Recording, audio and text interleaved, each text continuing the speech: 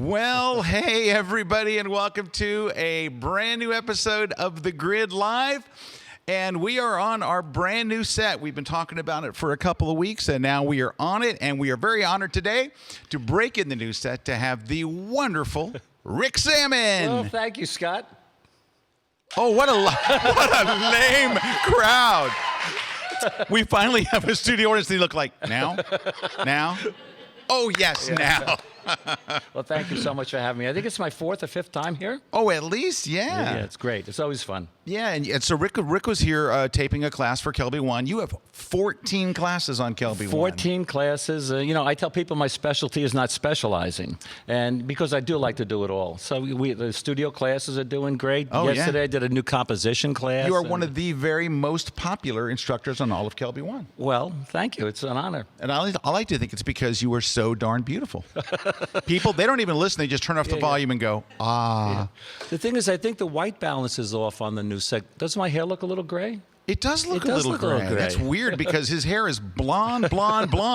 Anyway, we're so glad to have you here. We're very, very excited about our new set. So as you can see, we kind of went with this underground hacker theme, right? So we say it's kind of a cross between Mr. Robot and the Travelers series, which is from Netflix. And I have to tell you, we were on the old set for 6 years. That set's right over there? That set's over there. Yeah, it's still over there, and it still looks like Tron. Anyway, it was 270. This is our 270th episode. We're very glad to have you here. We're very excited to have our studio audience here, otherwise known as Rick's Posse, is all here, and the crew's here. Hey, I have to give a couple of shout-outs here for the people that helped us put this set together. So in our video department, Leighton Silvestro, he is a very, very talented video editor, designer. He's just an incredibly talented guy, but he embraced this new set on a level that was like he really worked it hard. Like, he's sending me emails. Here's stuff we got to get for the set. He just came up with so many cool things. And Chinese food. The Chinese food, that's the next one. Cool. So Calibra also helped us a tremendous amount with the set, and she's looking at the set and she goes, you know what this set's missing? She goes, it's missing like Chinese food. Like if it was really a hacker set, and by the way it is, she goes, you'd have like some food around and stuff and all. And so she has this source that she goes to for fake food. It's not really Chinese food because it would smell in a few days. But anyway, so she helped Steve Nicolai, who's our director of video operations, did a wonderful job with all of the lighting. You know who else embraced this project big time? Juan. Magic Juan was all over this. So everybody really came together, and Ron in our IT and Victor, and everybody really came together and helped put this together. Meredith, everybody was on this set working all the time. Meredith is helping, of course, with their audio. We have brand new mics, and when I talk to Rick, I have to look this way now. I know, we have to look like this. How are you, Rick? I'm great. And you know what? My mother told me, never go anywhere empty-handed. So for your new set, I usually bring housewarming presents. Oh, look at you. But I brought a set warming present. Guess what it says on the back? What's it say? You can never have too many guitars. This is true. Now, I don't wear black shirts, but sure. Yeah. I'll go ahead and give this one a try. Thank you, Rick. That was good luck. Very good luck kind on the new set. Well, thank you. Thank you very much. The next time, I think, the posse. Oh, yeah, right? they've got it together. Anyway, I want to thank our whole crew here and my sweetie wife for all the help getting this new set. We're excited to have a new set, and Leighton did all the opening graphics, too. Leighton did the theme and all the opening graphics and stuff, and his hands are all over this set. He's did so many things that are going on back there that we can't explain. But high five to him. Today is our blind photo critique episode. So we're going to get to that in just a sec, right after the break here, just a sec. But I got a few things I want to show you. I'm going to call this the tweet of the week. I got to show you this. Hold on. So let me just pull it up real quick, and I got to get on the right control room and all that stuff because they're going to want me to be on video control room 2. Some things never change. This is my quote, my tweet of the week. It is from Helena Price. She saw a Highwire using one of her photos. They just grabbed a photo off her website, and she goes, "Hi, Highwire. You're using my photos in your advertising without my permission. What's the best email for me to send you an invoice?" That's good. Best tweet. That is really good. Tweet of the week. High five to Helena. And that's just, I just saw that. I'm like, that's really well done. Well, good for her for finding it, right? Oh, yeah. Really good. Well done. All right, so that's one thing. Number 2 is, if you're a Kelby One member, I released a book called the Lightroom Q&A book. And you can see it on screen here. Well, not right there, but maybe on screen right. I'm Dave. That's close. There we go. All right. So if you're a Kelby One member, you got this for free as part of your creative toolkit. So we gave away like 12 days of Christmas where we gave everybody stuff every day. And so we're continuing on all year long. It's not just a Christmas thing. So this is my Lightroom Q&A book. Kelby One members get it for free because they're awesome. Also, just 5 seconds, the new issue of Lightroom magazine is out. And I write for the magazine and stuff like that. So anyway, it's out, and I write a Q&A column in that magazine and the editor's note and other stuff. So anyway, that's up. Hey, we want to give a couple of shout-outs here. So Johan is here. Yes. Johan is from, I believe, the Netherlands. And he says, hi, Scott and Rick. Nice new set. Steven says, hi, Scott and Rick. He's from Belfast in Northern Ireland. Matthias is here from Sweden today. Sam's here from Iowa. Wow, all over the place. Iowa? Come on, Sam. Move someplace exotic. James is here from the UK. Met is here from Texas. Selly from Hungary. Kathy Bateson, one of our very beloved regulars, says, hi, love the new set. And she put a heart emoji. You know how much those cost. Good. Andy, hello from the Leeds, UK. And Aaron is watching from Derbyshire. All right. I was very, very careful to say that somewhat correctly. MJB Photos love the new intro and new setup. And there's another love the new set. That looks slick. Set looks awesome. Yay. We're so excited. And Rose Kieran from New Zealand says, hello, Scott and Rick. As handsome as ever in regards to your hair color. Thanks. Dude, that's beautiful. Anyway, and Jan is here from greetings from Belgium. Glad to have you guys all here. Just 2 little quick things, little housekeeping things. Number 1, if you haven't gone and checked and downloaded the free app, My Gear Vault. It is an app. Cool. It is really, really cool. It's developed by Jared Poland from Frono's Photo Fame. Right now, it's just for iOS. They're working on the Android. But it is basically a way for you to keep all your stuff organized. It's not just keep your stuff organized, because you can have packing lists. It's, like I have one for sports and one for travel and stuff. But it also has, if your stuff gets stolen, you have all your serial numbers. It does a police report. You can buy insurance for your gear inside the app. It's really an amazingly good app, and it's free. So go to the App Store, the Apple App Store for your iPhone, and download it today. That's really cool. Last, we've got some giveaways today, and we have some very special giveaways because Not the shirt. Not the shirt. You notice I moved the shirt away from the giveaways because, well, it's black. Okay. We are giving away not 1, but 2 of Rick Sammon's Evolution of an Image. Where's it? A very popular book with the crowd here in the studio. So this is Rick's book. He's going to sign these. We're going to give away 2 of these at the end of the show. Signed already, actually. Yeah. Well, it's pre-signed. Pre-signed. All right. I'm going to give away a copy of my less awesome Photoshop Elements 15 book. It's only good if you have Photoshop Elements 15. So if you have Photoshop CC or any other word with Photoshop in it, it's horrible. All right. And lastly, we got 2 more things. Hold one of these. Okay. Here we go. Lens Pro to Go. $50 gift coupons. We're giving away 2 of these. These only work in the United States. So if you're in, say, the Netherlands, Johan, don't enter the contest for these.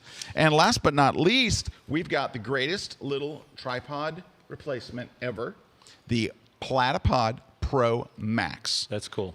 Aren't these great? These are amazing. Anyway, we have them. It's hard to get them anymore. Yeah. These things have sold at a scary, unbelievable rate.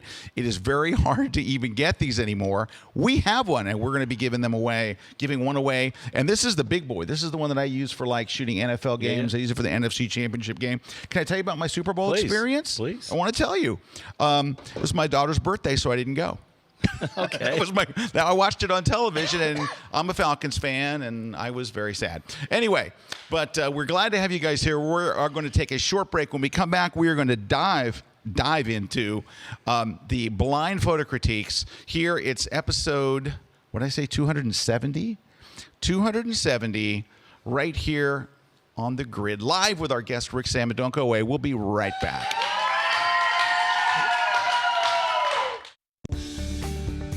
Hi, I'm Dave Cross. If you find that you struggle making selections in Photoshop, then my class on selection tools and techniques is what you need to get to the next level. In this class, we're going to talk about not only all the individual selection tools, but strategies on how to use the tools in tandem to end up with a great selection. We'll look at specific functions like color range and select and mask, all with the same goal: help you make more accurate selections more quickly and easily. Check out my class only at kelby1.com.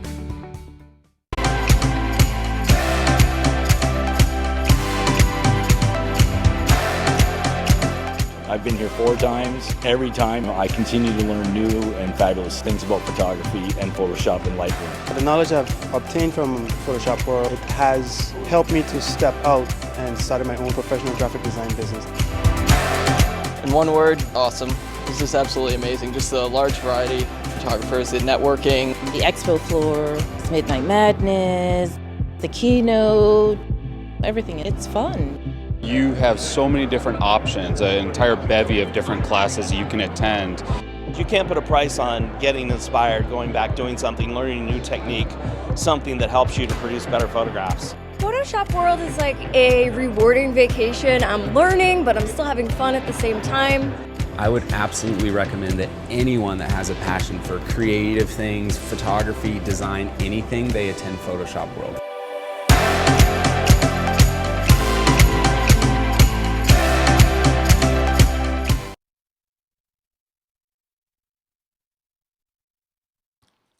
Hey everybody, we're back. Let's just enjoy the sweep of the jib there, real just for a moment. I kind of hate to. I know he's so smooth. That's the magic wand right there. Look at that. Come on, Juan, rocking it like a boss. Hey, just want to mention, I just showed you a little brief clip of Photoshop World. We have a Lightroom track that runs all 3 days of the entire conference, and so I'll be teaching on it. Matt Klaskowski's teaching on it. Serge Romali, all of the cool Lightroom trainers in the world will be there. So I hope you'll come and join us this April. Go to photoshopworld.com for more details. Who else will be there? I'll be there. Rick Sammon. Yes, he will, like a boss. Could you say Romilly, what Serge's last name again? That sounded good. Serge, oh, now you're making me freak out. Serge Romali. Ooh, that's very sexy. I wish I had a Sammon. Well, it sounds, if you say it with the French accent, Serge Romali. But I don't know if you know this about Serge. He's great. I love Serge. Yeah. He's a buddy of mine, been friends of mine for years. But like when you watch Serge's broadcasts, he sounds really French for the first 60 seconds. Oh, and then he goes back. And then he goes, he's like this, my name is Serge Romali. I am a photographer here in France. Anyway, so we're going to go into the file menu. And he just all of a sudden loses. I'm going to go, you're not French. But he actually is. He lives just outside of Paris. Yeah, I've spent much time with him. He's an awesome trainer, an awesome person, and we're excited to have him at Photoshop World. Love to have you there too. Okay, got a couple of quick shout-outs. Mark Rodriguez from Brandon, Florida. Thanks, Mark. Thanks for bringing the show down, Mark. All right, another Mark is from somewhere really exotic, Illinois. Sandra's here from Norway, getting it done. Deb Usilka says, tell Calibri you need some empty pizza boxes too. Deb, we thought about that. The reason why I don't have empty pizza boxes, we don't really have any place for them. Hey, Justin. Dave Clayton. Oh, Dave Clayton's here. Yeah. Great to see Rick on the instructor roster for Photoshop World this April. A whole bunch of awesome instructors again this year. Yes, they are, including Dave Clayton. Yep. All right. Hey, all right. Lots of nice love about the set. Great. Yeah. And I got a shout out to Dan Hall. Dan says, I was here yesterday waiting and waiting. I sent Scott a message on Facebook saying that the grid on KelbyTV.com isn't loading. Yeah. Only to realize I was a day early. Well, Dan, we're glad you're here today. Let's look at some images. Okay. So we have asked our viewers over the last 3 days to please send in images. We had hundreds of entries, and we're going to choose about 20 of them to go through, hopefully, today on the show. The idea is that we're going to try to help. And we're going to try to help by being hopefully helpful. And number 2, by telling the truth. Yep. And for those of you, I know that some of you are watching live for the first time. Some of you are just watching for the first time. So on the blind critiques, our job is to really tell you how it is. If it's good, we'll tell you. If it's not good, we'll still tell you. Because in photography, and I don't know what it is, Rick, but people are very hesitant to ever tell a photographer their work isn't awesome. Well, it's true. And so, like, your wife's not going to go, and I'm sure Susan's had this talk with you many times, Rick, where she's like, Rick, you need to sell your gear. But no, but I mean, if your spouse isn't going to tell you the truth, your kids aren't going to tell you the truth, your coworkers aren't going to tell you the truth, who's going to tell you the truth? Us. Rick and I. We're here. All right, so let's take a look, Rick. Let's look at the first one. Now, we don't know the names of anyone. That's why they're called blind photocritiques. So we don't actually know their name unless they put a watermark. Now, if they put a watermark on their stuff, then, of course, we'll know their name. All right, so this is our first photographer. So can I tell you something I like right off the bat? The first one? Well, all of them. You can tell that they're really working. They're really working with light. Like they're really getting into lighting and stuff. Yep. And so I like that. So Rick, any comments on these three? Well, I think Joe McNally's one of his tips, right? Great instructor at Photoshop World. He says if you want an interesting portrait, don't light the subject's entire face. You know, people buy like all these lighting systems, get rid of all the shadows. I love the dramatic shadows there. I love the pose. I think what I like especially is the catch light. And it might be a little overdone. You know, if I were going to Photoshop, I might tone that down, or Lightroom, tone that down a little bit. But I could see, you know, the hair light is nice, the pose is nice. I really, and I like the tone. I don't know if the viewers can see the yeah, nice, it's like it's got a nice kind of duotone-ish effect. Yeah, and I think the hands, if it was a little higher or lower, I like it. So this is that same kind of thing. Yeah, I mean, you're only lighting part of the face, and this is a very kind of a masculine look for the lighting. This is how I would light Juan. It's not as dramatic, right, as the other. I think it might make a good watch. Yeah, that watch is giant. The watch is giant. So, you know, when you look at a picture, you really have to think about what was the photographer doing. If the photographer was, you know, going after the watch commercial, you know, that would have a different impression on me than if he was taking a picture of his son or father or brother or something like that. I'm sorry. And he did the Peter Hurley thing. I just read a comment I shouldn't have read. Okay, so here's what I would say that I think that could make this image stronger. I think you've done a nice, simple job with the lighting. You know, you've got nice soft light. You got the nice shadow on the other side of the face. I think that you need to crop this tighter on the head. If you crop off just the tip, it looks like a mistake. If you take a full third or 2/3, it looks very intentional. Because what will happen is people will look at your shot and go, oh, that's nice. Too bad you cut off the top of his head. It's perfectly fine. In fact, it's a very contemporary look to cut off the top of the head, but you have to cut off a little bit more so it looks like I really intentionally did that. It wasn't a composition mistake. But the bigger, I think, problem here is how white his shirt is. So look at the brightness of his face. Now look where your eye is drawn, straight down to his shirt, which is the last place you want people to look. This is either about him or it's about the watch. Now, if it really is truly about the watch, then you need to illuminate the watch better because it's not super great. But the shirt's really where the problem is. The issue with the shirt is it's just way too bright. Darken that down a bit. In fact, you could just crop it up a little bit, but really, I think you just need to go into Photoshop or Lightroom, darken this area right here. That'll help a lot, and I might brighten his whole his face. You don't really, his eyes are kind of lost in there. There's just a little bit, but you're going in the right direction. I'm happy with where you're going. Yeah, I was going to say the hand looks, you know, the pose is so important. Jay Maisel, what does he talk about all the time? Gesture, right? Yep. So we've seen this gesture like a million times. So, you know, it's strong, it's masculine, but I might try something. It's a strong masculine look. look. I might try something a little different. I like the look. It's masculine. And here's where it all kind of falls apart. So you're not way off base here. I see what you're trying to do, but if you're going to go for the shadowy face, you got to go. So this isn't enough light to be Rembrandt lighting, really. I see where you're trying to go with it, putting that little triangle on the other side of his face, but and it looks worse on the monitor here. When I look on my monitor, I can see a little more detail. I think you could open up those shadows a little bit more, but there's something that's happening that's in a bigger picture for you. And I know we're spending a lot of time on this first one as we do, but there's a bigger picture. And the bigger picture, I'm nitpicking the lighting, right? But you're on your way. I'm not worried. Honestly, I have no worries about your lighting. You're on your way. And we're nitpicking little hand gestures and stuff. What's wrong with all three of these pictures and where you could really make a big jump is you got to get something out of your subjects. These people are giving you nothing. The young man here at the beginning, it's you put all your time into the lighting and you didn't really work with him to give you any kind of gesture. He looks like kind of just, huh? And I don't mean that in any kind of bad way, but he's giving you zero. He's giving you zero. He's giving you the most of the three. He's giving you -5.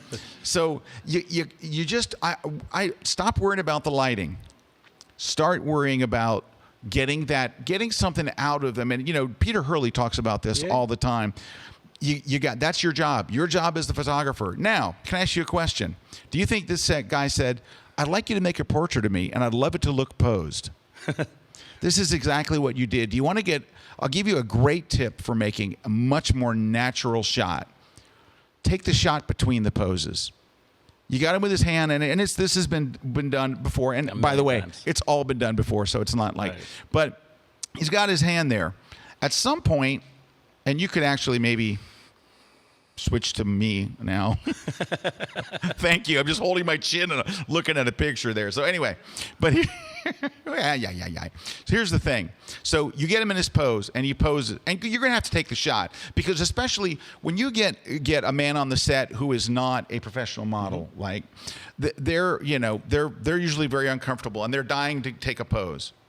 So then it is your job to engage him and talk about something else to where you get a natural thing. Now, what I will do generally with guys is talk about sports. So I would go, so did you see that catch the other, in the Super Bowl? Did you see that catch? And he goes, oh man, it was amazing. Click. That's a natural, that moment in between this and going back to this is where you're going to get a natural photo, and it's the shot between the poses.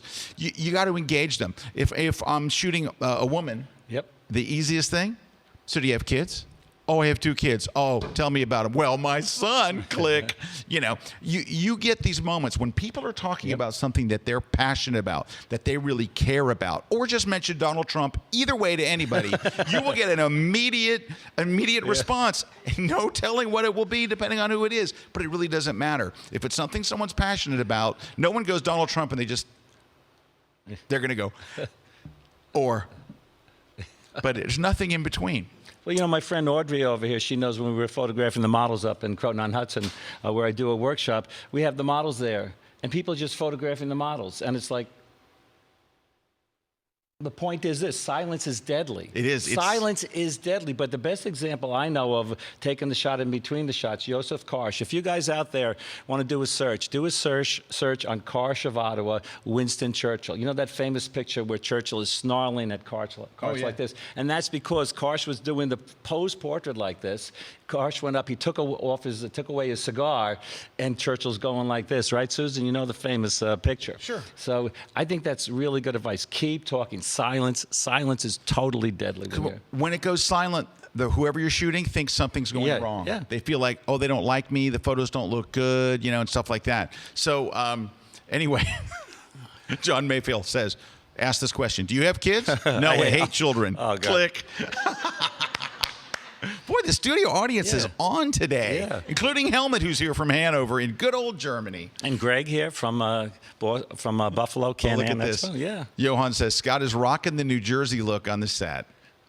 I've been picking on New Jersey for the last few weeks. Actually, I love New Jersey. I've spent a lot of time in New Jersey, and it's all okay. Oh, look here. Joe says, hey, Scott, I heard what you said about Jersey last week. I live in Jersey. Next time you're here, I will show you where to go. Now, do you mean that in a good way, Joe? Or is that the other way? Does it show you or tell you? But can I tell you something? I cannot tell you how surprising it is to meet a guy from Jersey named Joe. That's a very rare name up there. Yeah. Hey, Joe. Anyway, but thanks, Joe. I'm going to take you up on your offer, and I want to go to some place that has good burgers. Okay. So anyway, this photographer, stop worrying about the lighting. Let's focus on getting emotion and some interaction with your work will jump up a big step. But I like where you're going. I'm digging it. I'm super digging it. I'm super digging you. Let's roll on. All right. Ricky? Yeah. Well, I don't know why I'm calling you Ricky. I never call you Ricky. You could call me. Anyone call you Ricky? Susan calls me Ricky every once in a while. His wife's here. Well, you know what I've done for 20 years? All I did was underwater photography, and this is a very difficult shot to get. The over/under shot. This is not that hard to get. Yeah, I was going to say this shot looks a world away. This looks like vacation shot. Yeah. This looks like photography. Yeah, that is what you need is a wide-angle lens. You need a dome on a port, a dome on your port housing, and you need a small aperture. So technically, that's an awesome job, but the exposure-wise too. I mean, no, this is a I'm good sure shot. This is a lot. What happened here? Well, if that's your kid, you were talking before about liking the kids. If it's someone's kid, it really means a lot if it was on a vacation. Oh, I'm not making any determination on what their relationship to the subject is. But it's just, it looks like two different photographers took like this. Like this looks like a real pro. That's a National Geographic. This is type. like, and you know what? It's awesome. It's also the gesture of the stingray there, right? Yeah. With the little flap up there. That's the technical word for it, the flap. The flap. And then... two starfish, yeah. Boy, I tell you what. I wonder if it was the same person. Looks like the same starfish. Go back to the other sea star. Yeah. Now, here's what you got. You got a home run. Totally. You're still swinging. And you got a double. So what do we need to do, Rick? What do they need to do to turn this double into at least a triple? Well, you know what? If you cropped off, I think, a lot from the left, made it like a square shot, that might look cool on Instagram. On Instagram, they have the person very small. All right. Right? So that could look a little better. So you're thinking more of a square crop? I'm thinking of a little more of a square crop. More like this over here? Ooh, I think I might have gone a little too crazy there. Oh, well, we can go more square. Something like that. I think is an improvement. Maybe... That's stronger. Yeah. We have a friend, Gary Potts. He likes to make... when we do a workshop, I ask everyone what their goal is first. And he says, I want to make pictures with impact. So this doesn't have a lot of impact like the first shot, but I think cropping gives us a second chance at composition, and that definitely has more impact. So, Rick, I just made a couple little tweaks to the overall exposure. One of the things when you're shooting in bright daylight, stuff tends to look washed out. You lose a lot of the contrast. So I just basically kind of went and added in some contrast. So I'll just show you. Yeah. So it looked kind of washed out. I made the sky look a little bluer. I increased the vibrance so the colors would pop a little more. I mean, I think that you're running to third. But you're on your way. So what I would do is your strong suit is what you did on that first picture. Also, this is a pose shot. We've been to a lot of Caribbean islands, a lot of beaches around the world. You don't usually see a fish like that. So let me ask you a question. What do you think they said to pose that? I think they used the magic word, please. Did they? It's a setup shot. All right. Well, can I say this? You definitely have the skills. You've got the skills, right? So now it's just kind of like, look, the first one that you did, now David Hart says, the first one looks like a composite, too much light underwater for a sunset. Well, David, he probably has Photoshop or Lightroom. Yeah. So he might have been able to lighten that up. And it could be a composite. Let's go look. Let's go look. Still, it's great. Even if it is a composite? Right. If it's a composite, I give a double high five. Mm-hmm. And guess what? Joe knows the best burger joints in Jersey. All right, Joe, I'm coming to see you when I go to Jersey. All right. Let's go take a look at another one. Matt Charnisky says the next Kelby 1 class is going to be posing stingrays. There you go. All right. Let's take a look here. We have 3 shots. Rick, I'm going to let you take this one. You sure? Which one you want to start with? The goat? What is this? Sheep? Anyway, it's a snapshot, right? That's exactly what these are. I think they're all kind of like snapshots. One tip there, if you want to, this actually picture could look good. I think the subjects, the gesture, the face, the lighting is kind of nice. It's a beautiful goat. I'd crop off the white butt on the right-hand side, if that's a butt. Or, right over here. Yeah. But the thing is... It's actually a winter coat, for sure. If possible, use a telephoto lens, get right up to the fence, use a wide aperture, you could actually make that fence disappear. Or buy Scott Kelby's book and learn how to clone out the fences. Yeah, I tell you. Yeah, there was no way this was going to be a good shot with that fence in the background, unfortunately. Now, what Rick said is very, very possibly that you could do, which is basically zoom in really, really tight with a really, really wide open aperture, something like f2.8 or f4, and maybe it would blur the background enough that you wouldn't notice that fence. But that fence is killing the shot. Yeah. It's a cute moment that, hey, the dog is trying to get in there. It's just kind of awkward. Let's look away. That could be improved. Yeah, and that could be improved too. But here's how I think that could be improved. This one? Yes. Most new photographers, they take pictures, standing up like this, right? Yeah. Shooting down. Sure. If that person got down on their belly, like we were doing in Antarctica when we were photographing the penguins, get down on their belly and shot eye to eye. You know, when you see eye to eye, when you shoot eye to eye, the person looking at the photograph relates more to the subject. So that is all true, but if you got down low, any lower here, it's going to get weird. Well, this site's already a little. This is already. It would be good in the Farm magazine. It would be great in Naughty Farm magazine, which is Juan writes for that sometimes. Anyway, this is a really, really cute dog, really, really close. I love that you did that, but what is this green piece of grass doing in your shot? What's this green piece of grass doing? I know you want me to look at the dog, but my eye is drawn to this thing that's almost going up his nose and this other stuff. You're responsible for every inch of this photo, not just the dog. And so while I love that you did exactly what Rick said a moment ago, you're down low, you're really close, you got a wide angle lens. There's so many good things here. You can't leave the big green stick here. Let me grab a. Also, the leg looks kind of funny sticking out like that. Yeah, there's a multitude of issues here. Let me get rid of that. Sorry, and let's try to get rid of this in some way. And let's see where it went. Nicely done, Lightroom. It decided to choose the weirdest, most awkward place ever to patch from. Oh, this is bad. You're gonna have to take this to Photoshop proper because there's nose. It's just bad. Yeah. So this is why. I actually had the Lightroom product manager on. We're talking about how bad this brush is. And he's like, really? People don't like it? We're like, are you kidding me? Photoshop rocks when it comes to that. Photoshop is killer for that. All right. So here's what you got to do. This one's going in the right direction with a little bit of Photoshop. It's a good shot. This is like a snapshot you take with your phone, and so is this one. So even though there's a cute moment there, it would be really cute if it was just baby goat and dog. I don't. Rick, help me out. Next image. Next one. Let's go to the next one. Let's go to the next one. All right. So, but here's what I would do. In all honesty, sincerity for that photographer, go to 500px and type in baby goat. Just go there and type in baby goat, and you'll go. Oh, that's what I'm supposed to be doing. And when you realize the difference there, because I think you're all sucked into the moment of what was happening there, but you're not looking at the rest of the picture. It's just not a good picture. And what's going on in the moment is weird too. So same thing. Go to 500px, type in baby goat. Go to 500px, type in baby goat and dog, and there'll probably be one of those. We are going to roll on to the next one, and I think Rick's looking for a. Oh, there's some nice baby goat. Oh, look. Well, that's a Google. Lamb. Those are random. I'm going to go to 500. Rick's going just random goats. All right. While Rick's going to random goats, we're going to go to this next image. So we have 3 images here. 1.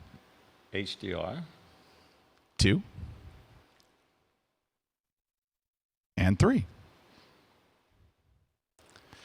Oh, Debbie Silka makes a good comment about the last photos. The lighting is harsh as well. Time of day is important.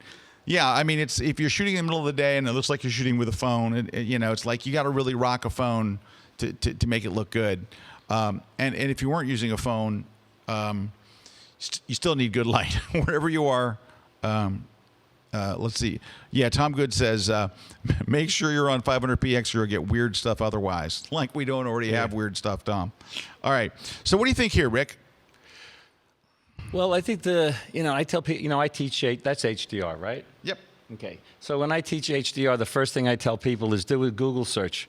I hate HDR. You get about 5,000 pages come up because it's like overdone. You can tell it's HDR. So I think the key in most cases when you're doing HDR is to not make it look like HDR. Like that's the first thing I thought of. How about you?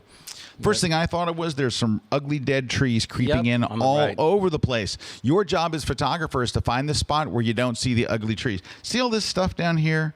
See all these branches and stuff? Yeah. That's killing your image. The HDR that you did actually does not bother me. It doesn't have glows. The colors aren't over the top. It doesn't have the typical stuff that drives you nuts. And I actually like the composition of the bridge. but the branches that are coming in are killing you. And you go, yeah, but that's how it was there. I know, and that's why to get a good shot of it, you got to move where the branches are. And if you go, I couldn't get a good shot of it, then you'll wind up with a shot like this. Or go at a different time of year. Yeah, right. And that's what happens is you took the shot they gave you, which is this. And I don't know, you could have moved 2 feet to the right and eliminated some of those. I would rather actually just see you show me a tighter version of the bridge that doesn't have ugly dead branches. Ugly dead branches are never going to work.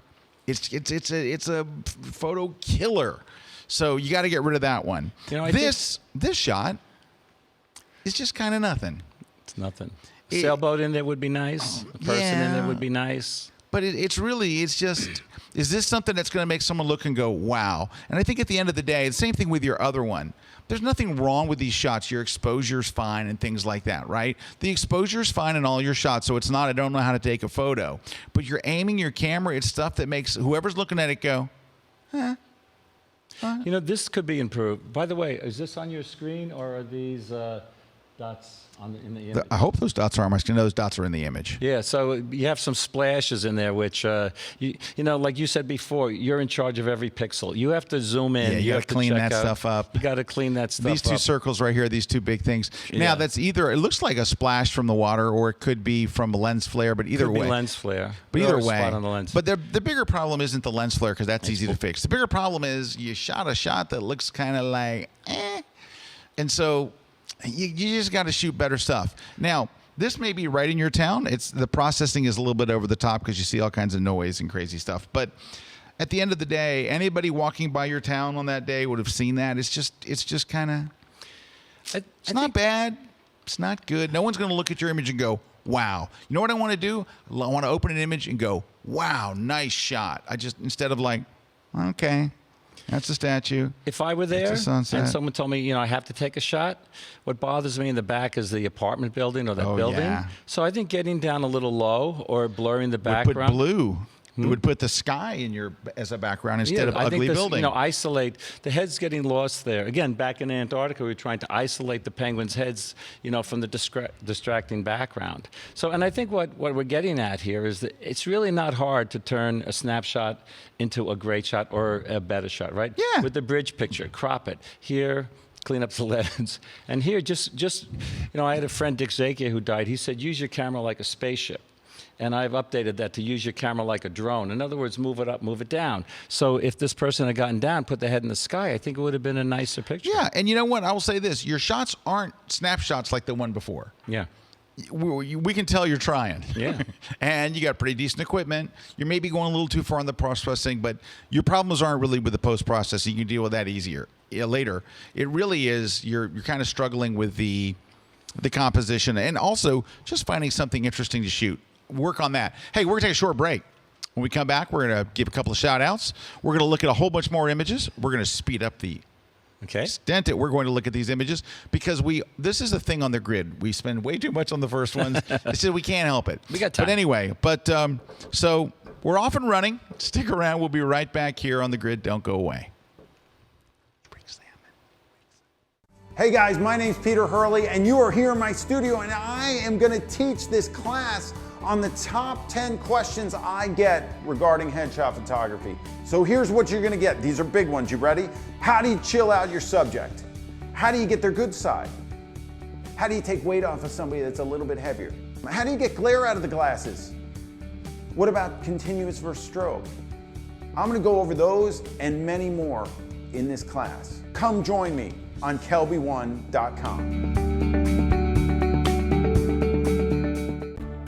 Hi, I'm Stella Kramer. I'm a photography consultant and Pulitzer Prize-winning photo editor, New York City.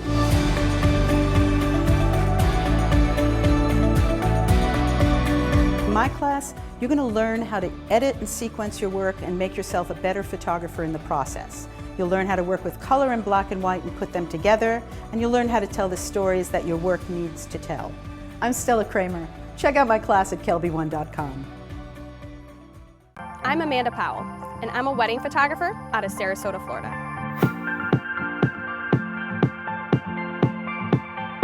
One thing that captured my attention when I first discovered Kelby One's website was the array of professionals that they use to teach the photography. Each individual class was extremely organized. It was from start to finish. I feel comfortable with the photographers that they support. For me, it's a relationship. You establish them and they last a lifetime.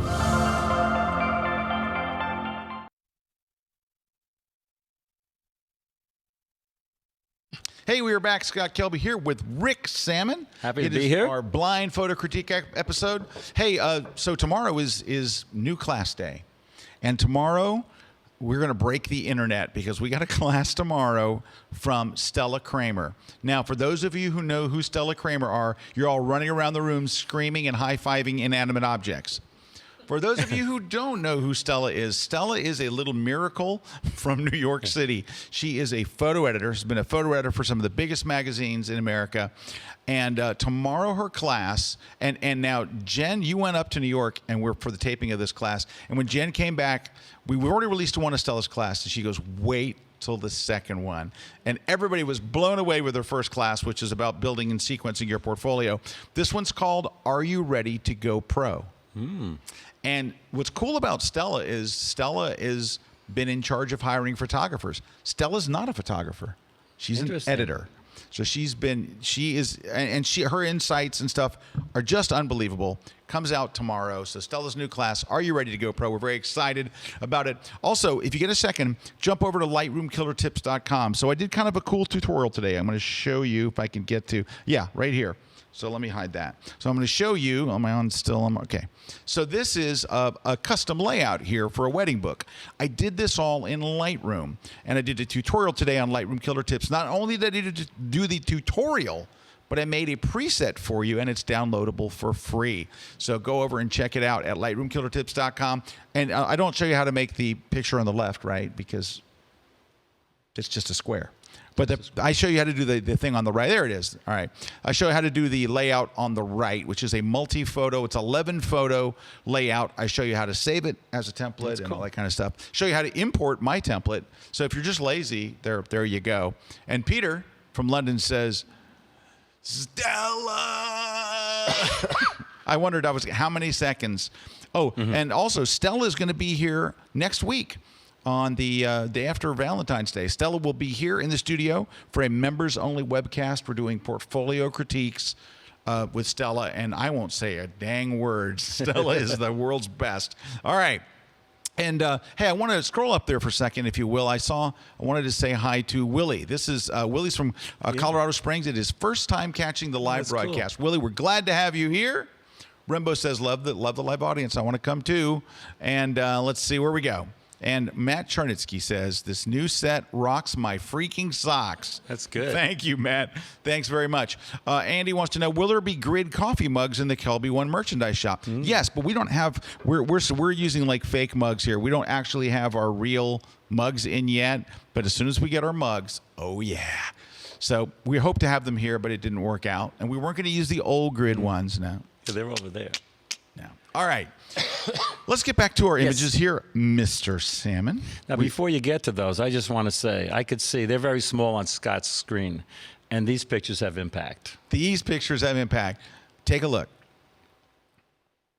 Look at that. That's gorgeous. Beautiful. Beautiful pano. Beautiful pano. Oh, my gosh. Just beautiful. I would love to give you a critique. Other than I wish I was there with you when you were shooting. I was just going to say that. I know. These are beautiful. What a beautiful. I love the atmosphere in this shot. But you know what? This photographer is pretty much, they've just done everything right. They got there at the right time. They chose a really interesting angle. They put something really important in the foreground. And they also were there on a day where there was just that atmospheric fog and stuff is awesome. And look at the sky. It doesn't look like there's anything happening in the sky. So they minimized it. Yep. If the sky is really bland, if there's no clouds, if it's not interesting, then you hide it. Yep. They left enough of it in there. You place the horizon line very, very high, and it makes all the difference in the world. And this one, the sky's kind of it's not bad. It's got clouds, but it's kind of and they did the same thing. I thought they did a nice job. You see the foreground. They shot at the right time of day, and it's just all of these are just lovely. And this one they showed a little more sky, and they made the right choice. But there's still foreground.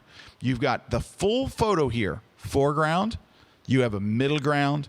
You have a background. What do you think, Rick? I don't know if the person's watching, but if you go back one, first of all, I'd love to know where that was and how many pictures were taken. But look at the contrast range in that scene, from the red and the mountains in the back to the dark shadows. So composition-wise, it's killer. I think exposure-wise, it's killer. Maybe a little more sky for me. This is actually taken in Tampa.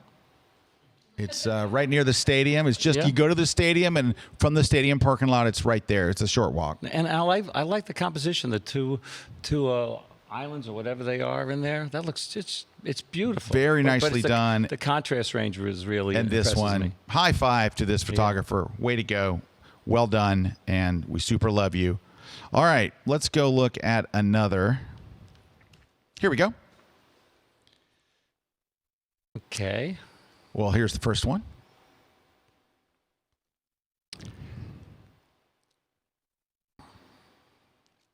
Okay. You first or me first? You first. Well, usually in composition, I just did my second composition class here, dead center's deadly. So I think if we could just try cropping that, crop off, usually what's happening behind the subject, I think, is not that important. Well, especially with wildlife, right? Yeah, especially with wildlife. So if we go back, crop off, and make it like maybe even a little more, whatever. But, the eye is in focus. It's not the easiest animal to photograph with dark feathers and white feathers. So I think cropping can improve that picture. The gesture isn't the greatest in the world, but, it's, what's the exposure information there? Can we see? It doesn't say. It's not in there. No. Screen capture. Let me just take a quick look close. Yeah, I feel that in a bird photography especially, unless you want a silhouette, if the eye's not in focus and well lit, you've missed the shot. Yep. So the eye's in focus and well lit. But I think, if I was shooting this, I'd shoot on a higher frame rate and try to get a little more gesture, maybe a little more separation in the wings and the body. Okie dokie. And over here? Dead center's deadly. Same thing. Let's see what that happens. See what happens when these people on the right are cropped out. Yeah, that was the first thing I saw. Yeah, you got a couple of tourists over here on the right. That'll kill your photo. Mm-hmm. Crop off on the right. You know what? I do like that.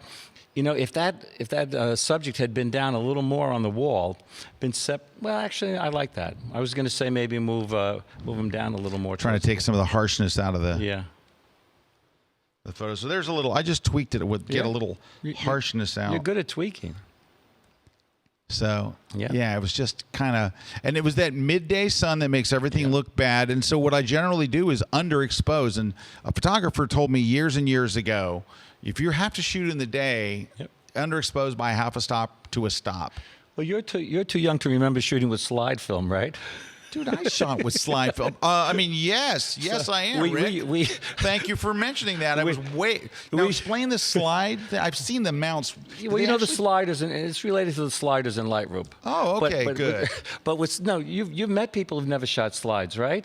When you shot slides, you had to you had to be right on. So I would shoot Kodachrome 64 at 80, right? Yeah. Or maybe. Usually shoot at 80, so I would underexpose a lot. So I think what you're saying is really good advice. I wish I'd come up with it, but anyway, I think it's much stronger with this crop. And there you have a couple of other people hanging out over here. I don't know if you see in the fort there. I think that they would go too, but I'll get rid of them. That's stronger. Yeah. And so that can be helped compositionally and post-processing wise. Yeah. This is. First thing I do when I look through the viewfinder is I use what's called a border patrol. I run my eyes around the border of the viewfinder to make sure feet aren't cropped off or parts of Christmas wreaths are not cropped off or part of an arch. So, and when I'm in Photoshop and Lightroom, that's also one of the first things I do, use border patrol. So, obviously from a photographic standpoint, I don't think you'd see a picture like that in National Geographic with the feet cut off. Yeah, you know what I would do? I would do something different. I would actually not show the people at all. nobody really wants to see tourists in a shot. Now, every once in a while, I will tell you, I see someone that places a tourist in a shot and it works. It actually supports the photo. Most of the time, it doesn't. So first off, we're overexposed. Let's bring the exposure down a bit. And you blew out that out. You know, that would be a great case here for HDR. Not to make it look HDR. Also, the white balance looks a little funky too. I doubt that these are green, but I'm going to go with it. But if you could basically crop away the tourist, just go right over their head and stop here. And the way to do this otherwise is to just, like what Rick said, when you get down on one knee, you know what you see? This scene. Yeah. Right? You don't see their head. Get down low and aim up. And what you'll get, you would have got more of the roof, more of the dome, and none of the people. The more you zoom in, the more I like it. Yeah, I think this doesn't say Christmas when you zoom in a lot, but right. But well, the wreaths kind of tip you off. Yeah. But anyway, just getting down lower would have made a huge difference, and it is a little bit overexposed and stuff. But so here's the thing. You're on your way, right? And it's you got a couple of compositional things to work on. Number one, putting the bird in the middle is bad. We know that. A more interesting bird and a more interesting, with something else going on in the sky would be better. Wouldn't bad. Number two, this looks like I was at the fort and I took a picture of a guy walking on top of it. It's not bad, but a little compositional help there makes that picture a lot stronger. Little compositional help here makes it stronger. So, but you're not out of the, you're not like out of the picture. Mm-hmm. It's not sell your gear time, but it is, maybe sell one piece of gear. No, I'm kidding. I'm just totally a joke. Bruce Williams wrote a great thing. He said, slides, waiting for 8 to 10 days to actually see your photos. Sigh. Wow. Now, I got to tell you, you had a bad lab there, Bruce, because when I used to do slides, I could get them back in like 2 days. You have to wait 10 days for slides? I don't remember waiting 10 days for slides. When I shot slides, you remember, we went to the Red Sea. What I would do every time I came back from a scuba diving trip, I would drive my slides to the lab one day and pick them up the next day. Yeah. You couldn't take a chance. And, today we have digital, we have backup. I don't think people realize how lucky they are, right? Oh, unbelievable. Hey, I want to say hi to Chris, by the way. He said he's been watching me since the DIY Network, which I think was 20 years ago. Wow. Yeah. He says, thanks, that was Chris. a cool show. He says he hated when they got rid of it. Well, and photograph. Actually, they got rid of me. No. Photograph Andries Kuzmin, and I'm sorry if I mispronounced your name. Stella's class was so great. Really looking forward to her second class. Best wishes from the Netherlands. Thanks very much. All right. So I would really work on composition here and maybe on exposure. Exposure looks a little punchy. Composition is so important. All right, we got 3 photos here. 1, 2. Oh, you don't like bugs. Oh God, I can't stand bugs. From a bug shot, though. A bug shot. I'm not even looking at it. You can say what you want about the bug. Okay. You mentioned something in one of the portraits about the white shirt, right? When we look at a picture, our eye usually goes to the brightest part of the scene first. So looking at the bug still? No, we're looking at. Thank goodness. So we have these bright spots on the pavement in the bottom, down right? Here? Yeah. So again, using Border Patrol, I'd get rid of that. It looks as though the building, and it might be in real life, going downhill to the left. So yeah, there's definitely some wide-angle distortion going on. It's like that could be fixed either, in Photoshop or Lightroom. I don't know if there's a main subject. That was my next thing. I was going to go. Okay, I'll take that back. No, that's it. No, there's like that's a law, it. I agree. Objection. No, I would say, what is it a photo of? Yeah. What's the subject? If I asked you what the subject is, you can't go, well, it's just a scene. Well, everything's just a scene, but it's like, you can't say, well, it's the guys on the right, it's the guy on the bike. If it's the guy on the bike, and I can't swear that it is, then make the photo about the guy on the bike. It's just, I as a viewer, I don't know where to look first, but my eye is drawn to what Rick said. My eye is drawn to the brightest part right there down on the ground, and it needs some work. It's just I know where you're trying to go, but I don't know where to look. As a viewer, I'm just like, yeah, and well, now look, I can just tell you from everybody from here on out, Don't send insect shots. Don't send. Look, nobody likes to look at insect shots except for the other weird people that like insect shots. I like bug shots. Rick likes insect shots, but Rick's weird. If we could get back to this shot, on my workshops, I make a promise to my Are these your students. insect workshops? No, they're not. You've never done one, have you? Well, I actually have a book on butterflies, which I think I sent That to was Libra, right? Now, I will say this. Yeah. You sent that to me as a gift years ago, and it's still one of my favorite books. Really? That was absolutely beautiful. Butterflies are not insects. They're not. They mean love. Anyway, the promise I make on workshops is if you look at a scene, if you say to yourself, if I could only take one picture, what would that one picture be? This is not the picture I would take, but I think if I was looking at the scene, I see those subjects on the bottom right. And let me come over here. These guys? Looks like some interaction between two people. I might work with them. You know, I think there was a potential subject there. I think there's always a potential subject, but this is just too, you know, I can't see because it's too small. I'm gonna blow it up for you here. Yeah, and get rid of the guy. You know, I think there might have been some interaction and maybe follow them around and. Yeah, this one needs a bit of work. I would head over to 500px and look at some street photography and look at some things there. You got a bit of ways to go, and I see what you're trying to do. You're not out of the ballpark by any means, because your exposures are okay. And this ugly dead trees it's really tough to make a shot with ugly dead trees. Also, you know, we see the world in 3 dimensions, right? Yeah. Our camera's seeing 2. This picture is flat as flat as one a of board. my books, right? Yeah. I think shooting this at an angle, I think might have improved it, but the dead trees, yeah. Well, you don't like dead trees anyway, right? Well, dead trees it's really a tough. Now, every once in a while, and it is so rare, where you see someone that takes a dead tree shot and you go, hey, that's really good.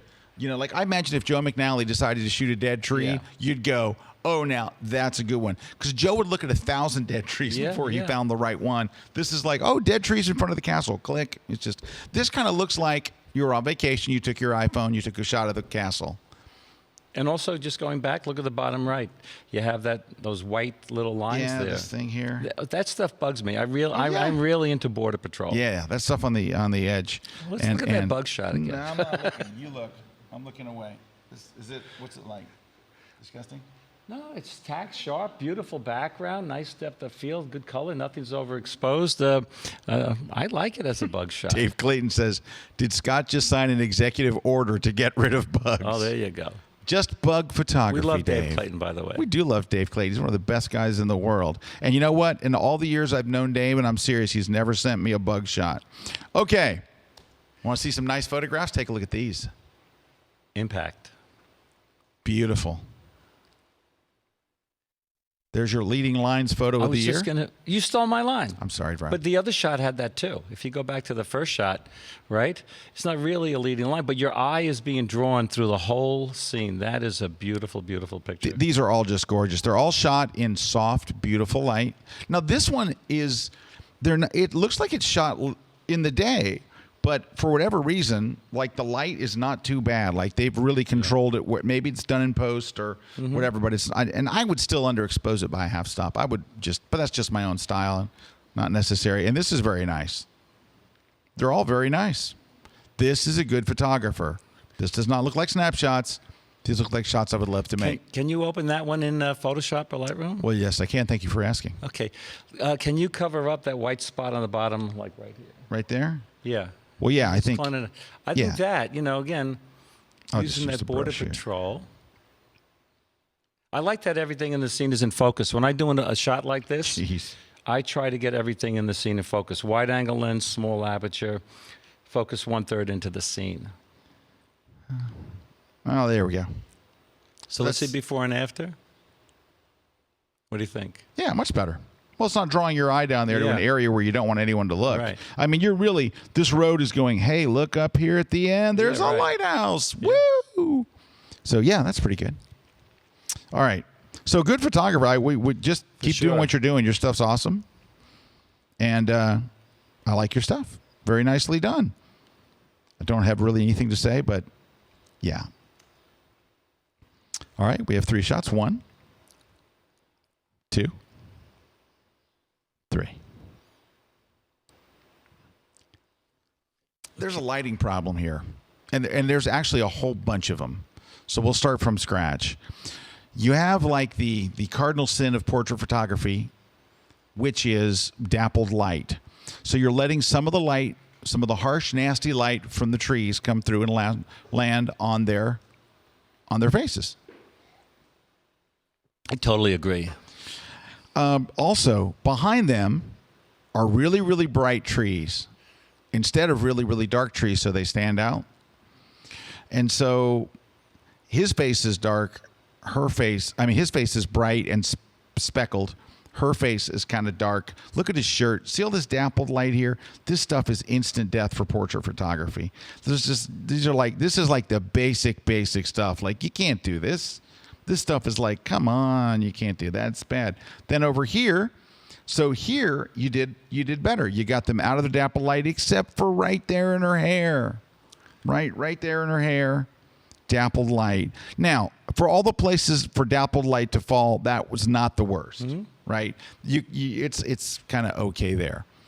Nicodemus22 says, my best-selling photos are macros. Believe it or not, mostly praying mantis. There you go. All right. Oh, that comment was just deleted, by the way. Yes. Nicodemus, I'm very happy for you. All joking aside, I love it that those are your best-selling photos.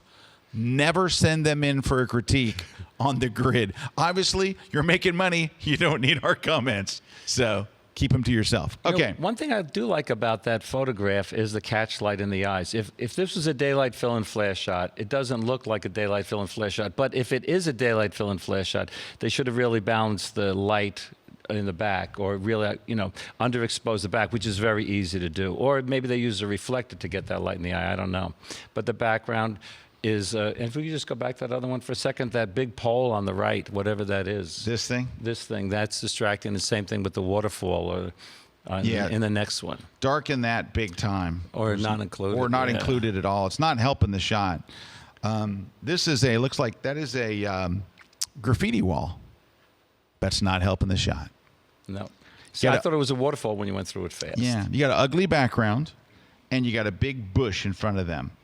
Right? There could have been a really nice shot here, and there might be a nice shot here composing this differently. You got him out of the dappled light. There's a little bit of dappling, but it's very minor, so I'm gonna catch you some slack there. Let's switch this to a wide shot.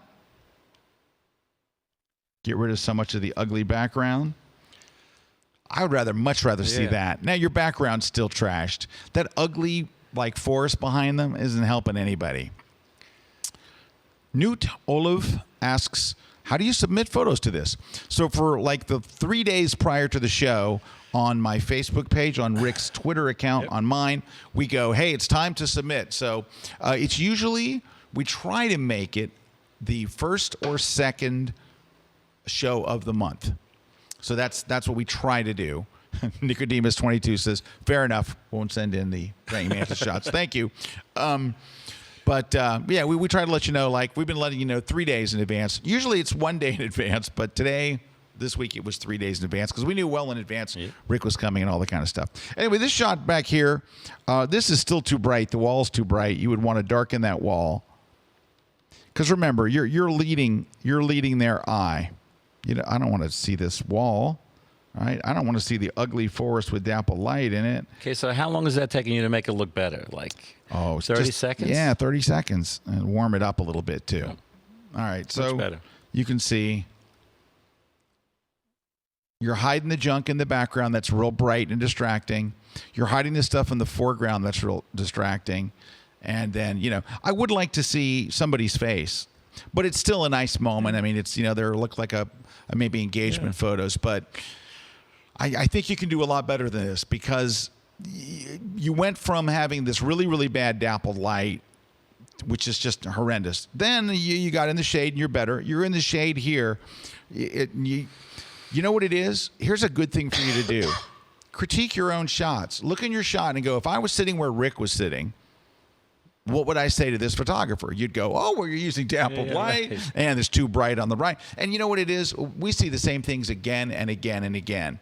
dead trees, distracting backgrounds. Just like we see a lot of the same stuff that you're doing here. So it's not the stuff that you can do to fix this is so easy. Number one, hopefully you won't take another shot in dappled light. Now, you can also go and see some amazing shots taken in dappled light by brilliant photographers. Really, really amazing photographers can break every single rule. But this is a very, very basic rule. And I've seen photographers that do dappled light shots that you're just like, unbelievable. Yeah.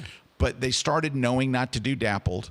They got to a point in their career. Once you know the rules, then you can break them. Because you're breaking them on purpose and with very thoughtful. And this is you just.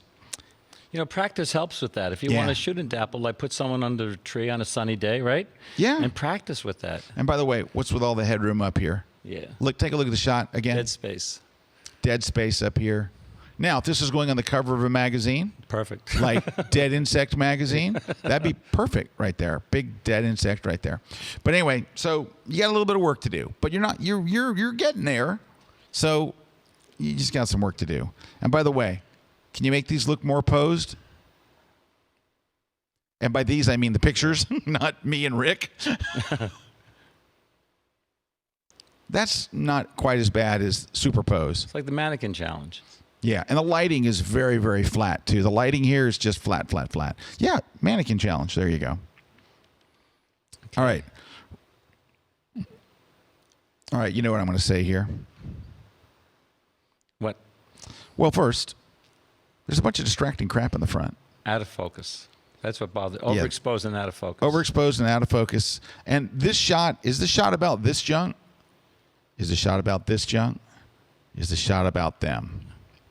There's a good shot hidden inside your bad shot. Yeah. Sounds terrible, but they're on a nice little road there. Yeah, out of focus foreground's driving me nuts. You still have the out of focusness. I didn't quite crop that good enough, but there's actually a decent shot inside of there. You're going to have to go hunting for it. It's buried in all the. Ugh. Can we see what happens if we darken the edges? You know, Ansel Adams was big on that. He would say, people think he said it. I don't know if he actually. Look at that. He would say, a picture's not done until you darken the edges. So I think now, look at that. Now the attention. Let's see the original, and now to what we have with your expert cropping and another quick tip. And let's go back to the regular crop. Let's clear the crop. Yeah, look at that. So yeah, my eyes are drawn all over here, and I'm not even looking at you, and it's kind of a mess. This one is it looks good at first glance. It does.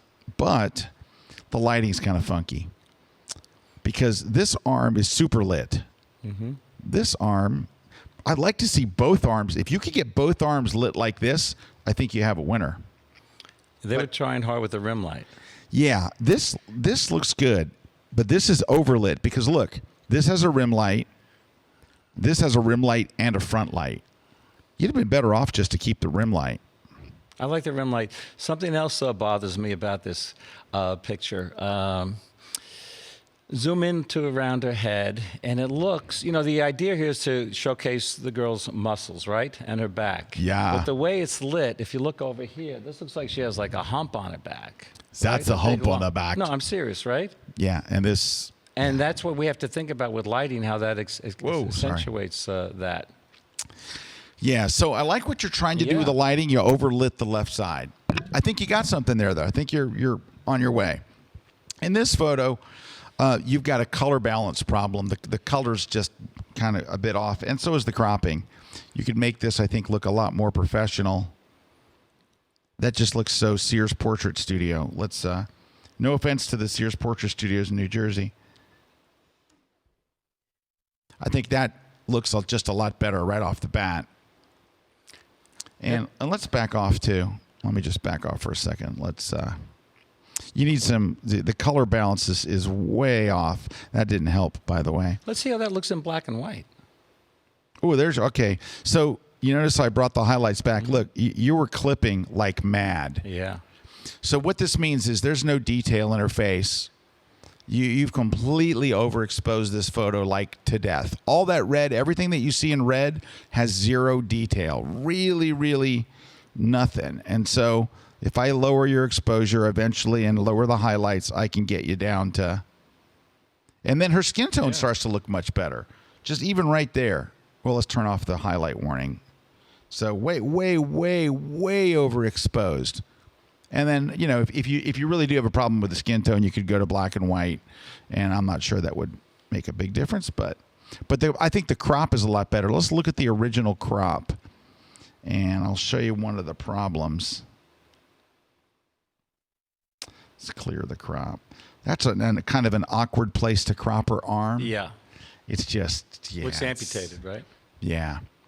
John Mayfield says, dappled light insects on dead trees. Saw that. Next critique with John Mayfield. All right. All right, look at this. Peter says, well, you know. So it's Peter from London. And not Peter Treadway, who doesn't even watch this show anymore. He's such a wiener.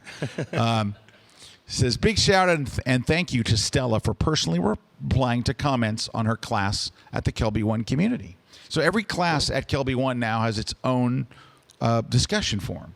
So when you go to watch the class, you'll see, you know, discuss this class. And you go in there, and like I'm in there every day. I just found out about that. Rick just found out about it. I'm going to be there, right, Susan? Yeah. You know I answer Rick, every email. You know, he's the man. He is the man. All right. So I think you got a little work to do. All right. I think this one has the most potential. Go redo the same shot. Turn off the front light. This one has potential. It's just a composition thing. This one has potential. You can't overexpose it to death like that and all that. Hey, we're going to take a short break. When we come back, we got a few more images to look at. We got some giveaways. We're giving away a lot of good stuff, including 2 of Rick's books today. And the Elements book and the Lens Pro to Go and the Proddy Prod, and we're not giving away my T-shirt. Stick around. We'll be back. We're live with Rick Sammon here on The Grid. Don't go away. Hi, I'm Kaylee Greer of Dog Breath Photography. Come join me in Orlando, Florida from April 20th to April 22nd at Photoshop World. I'll be teaching 2 classes and having a hands-on pre-conference workshop with puppies. Go to www.photoshopworld.com to learn more.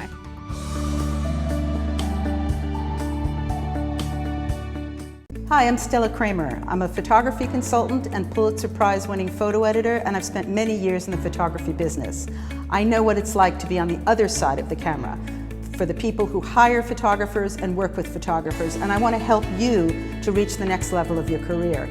I want to tell you about how to use social media to make contacts with people, how to get clients, and do all the things necessary in order to advance yourself to the professional career you're looking to have. Please join me and watch my class on kelby1.com.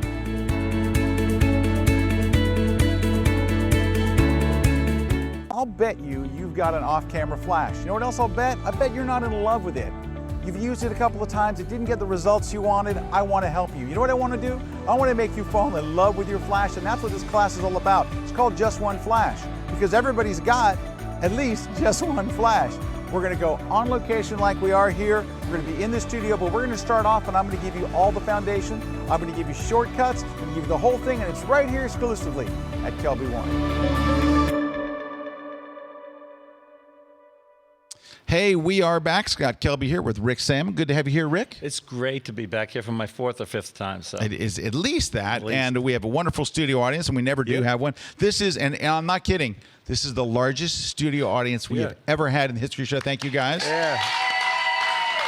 And they're loud. And they're loud. They're loud and proud. Looking. And very, very handsome group. Looking. Absolutely. All righty. Hey, I just want to mention, so I mentioned like Stella's got a class. Stella's got a class.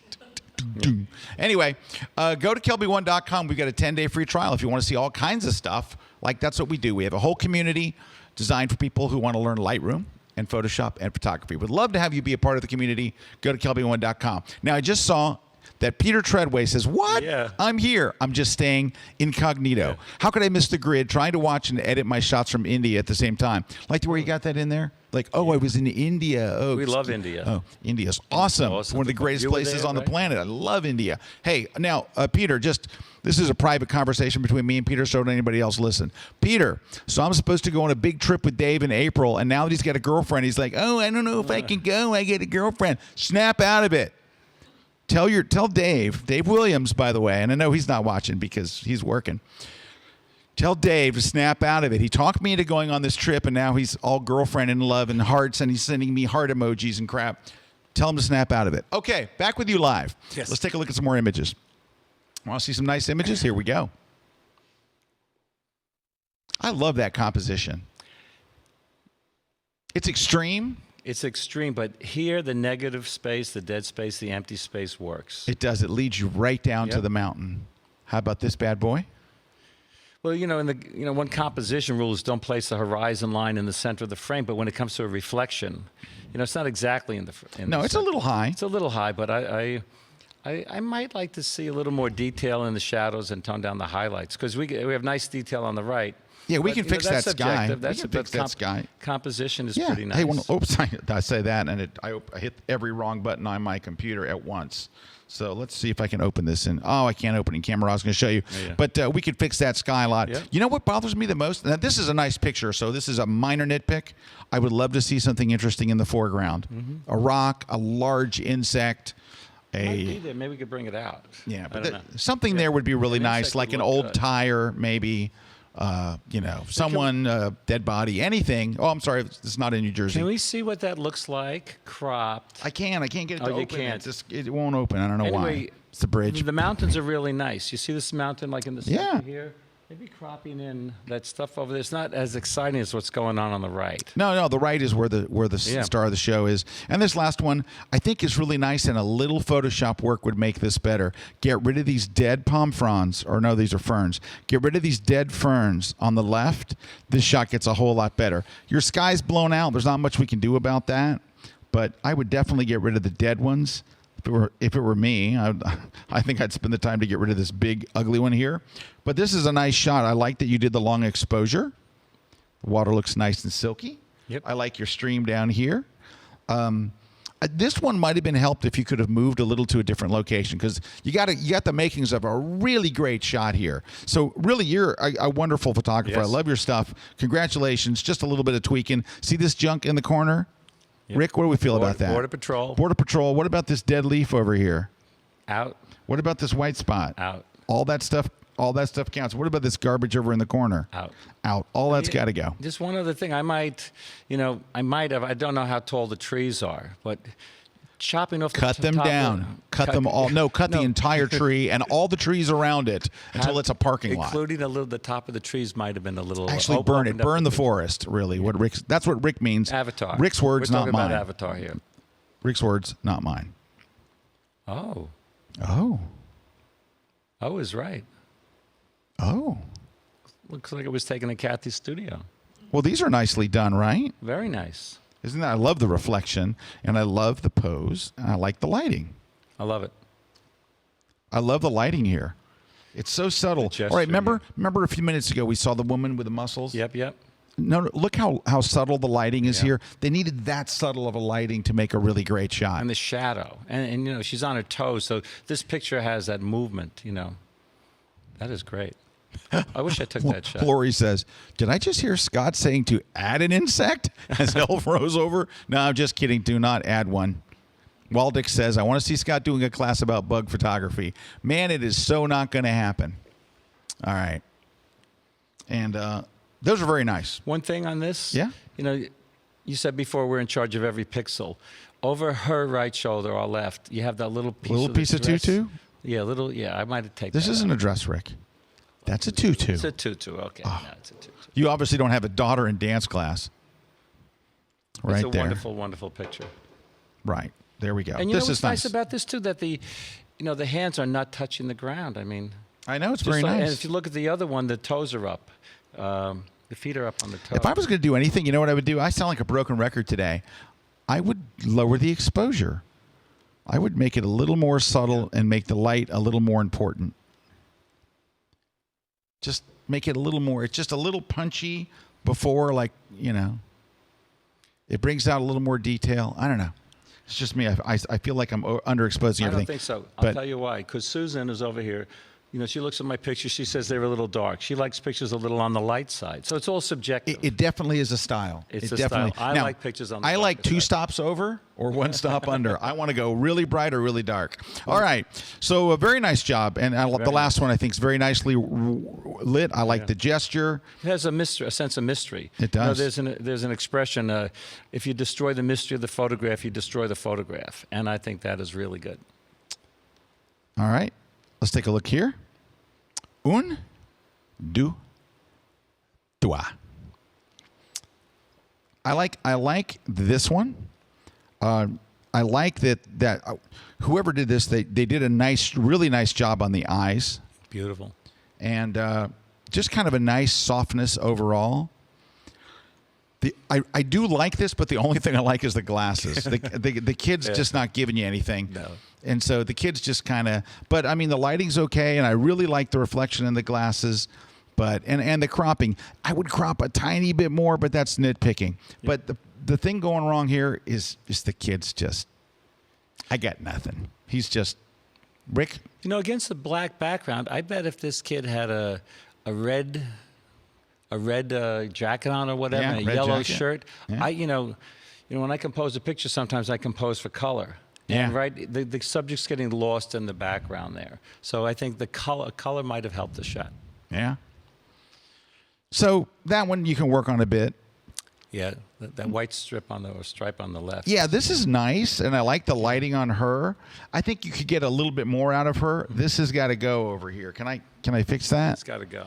Yeah, you really got to look at these, and you can just self-critique them. Look at your own photos and say, all right, what would they say? What would Scott and Rick say if I looked at this photo?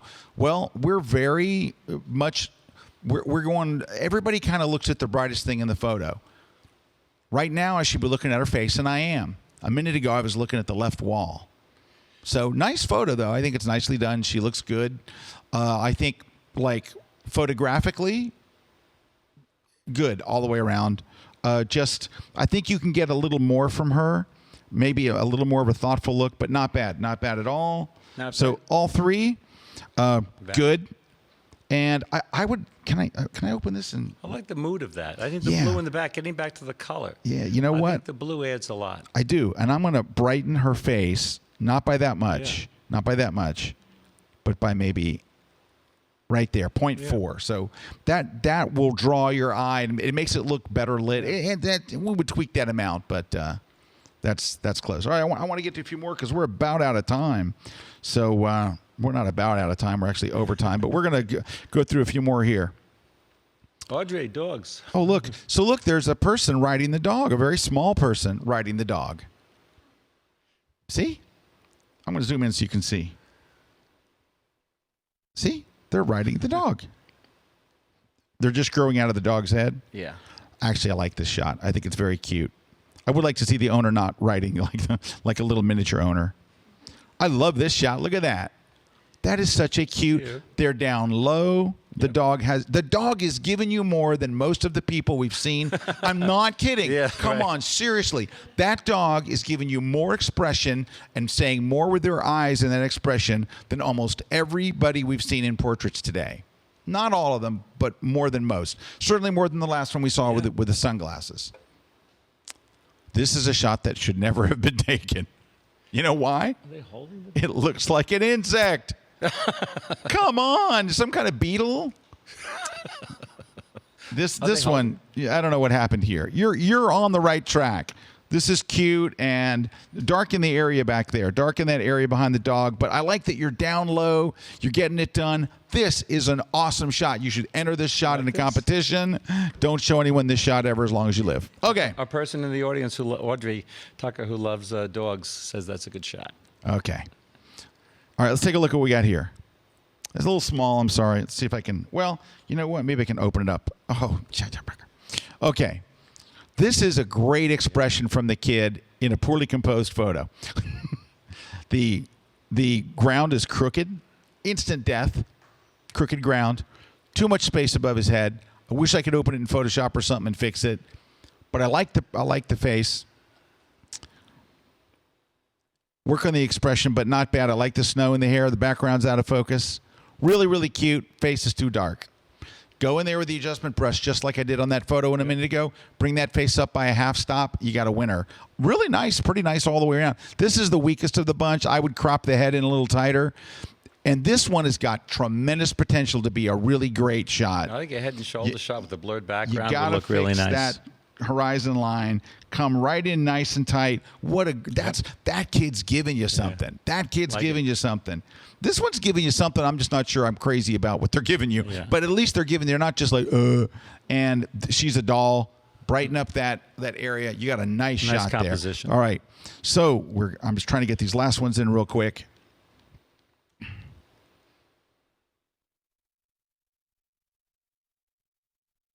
Okay, not this one. Okay. Go to 500px and type in bird photo. Just type in bird and you'll go, oh man, I got a long way to go. There's a branch going right through the bird. Yeah. It's sitting on an ugly, ugly branch. And actually, what we call this is a bird on a stick photo. yeah, that's a bird on a stick. And there are great bird on a stick photos. There are wonderful ones. So PX. This is just a mess. I was going to say it's just too busy. Yeah, in it's just- composition, one of our jobs is to cut the clutter. Yep. And you didn't do it here either. No. Oh, and look, this flower that's dying is surrounded by lots of ugly flowers. You need a little. Go to 500px and look. But here's the thing. I'm sounding bad, but it's not. You're not far off. If you take the clutter away, you got the makings of a good landscape. So you're not out of the thing. Don't take that too harshly, even though we made a little joke there. This one. Oh, we already saw them. This one. Let's take a look. Nicely done. Great pose and composition. Very nice. Very nicely lit beauty shot. I like the black and white. Yeah, black and white one's the best. Nicely done. Looks like a Vogue, a Madonna, the Vogue thing. Very nice. Good job. That we're not getting to spend too much time on them, but it's really good. Love it. Look at that. Love it. Even with the dead trees in the back? I didn't even really notice the dead trees. Well, the dead trees aren't at least coming in from the side. Can I tell you what'll help you a bunch? You need a gel on your flash. You need a gel on your flash. Put a yellow gel, a quarter cut of CTO, so the skin tones look better. Now, that's got a blue tint to it, so that might have not helped. Like a little bit of gel. Look at that. She should be warmer. That's a really good. These are good shots. These are all well done. All right. Another idea is to bounce the flash into like a we only have gold 3 reflector. minutes left. We got to go. Okay. All right, real quickly. Here's where you go to enter the contest. Go to kelby1.com/contest, and you're going to enter our. we'll just type that in right now. Yeah. kelby1.com/contest, and there's the form. Put your name and all that stuff in, but you have to tell us what you want to win. We have 2 of Rick's books, Evolution of an Image, wonderful book, right there. My Elements 15 book, $50 gift card to Lens Pro to go, and a Platypod Pro Max, the awesome, love it. And there you go. Just tell us what you want to win. So we only have like 2 minutes left.